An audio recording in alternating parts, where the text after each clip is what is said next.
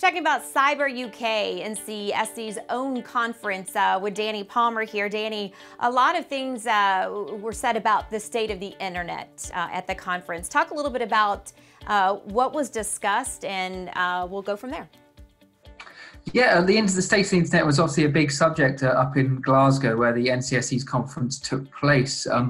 One of the speeches there was by Kieran Martin, the chief executive of the NCSC, and he raised an interesting point about the current state of the Western internet, specifically saying that he doesn't think confidence in it is collapsing, but there's a wobble at the moment. And he didn't refer to any specific incidents or issues, but there's been things in the last few years which have raised eyebrows, such as potential election interference, using online to mess where certain countries are using the internet to spread misinformation and sometimes even hack into elections in the Western world.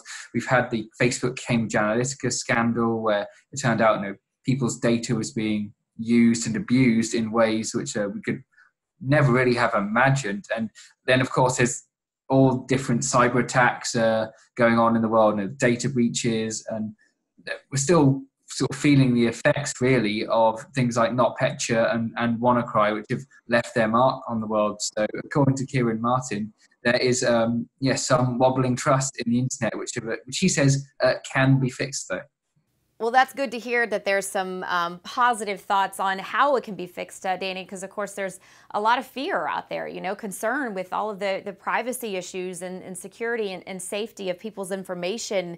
What were some of the suggestions that were given and the information passed on about how to fix this? He basically said that the security industry and governments, I suppose, need to be working on the issues around trust in the internet now. And if it's left aside and ignored, it's just going to get worse. So he basically put the message out there to the audience in Glasgow, where there was probably about 2,500 people in the crowd at this time, mostly members of the security industry and some press, that it's in their hands, really. They can come up with the ideas and solutions to help secure things and help fix what's going wrong. He compared it to 20 years ago, when the internet was first going live back in sort of the late 90s as a good big commodity that people used. We had to kind of fix it because people didn't understand how dangerous it can be out there, and how people need to have lock their accounts down. How there's people out there trying to do potentially bad things to them and steal data. He's basically put the onus on sort of the security firms to help fix it. And in other parts of the conference, it was very much discussed how how governments and the security industry should be the ones to fix this, because it was suggested by the NCSC and others in the security industry that pointing the finger at members of the public to defend themselves from cyber attacks isn't really fair, because everyone talks about cyber warfare and say, for example, how Russia is trying to interfere in elections, spreading disinformation.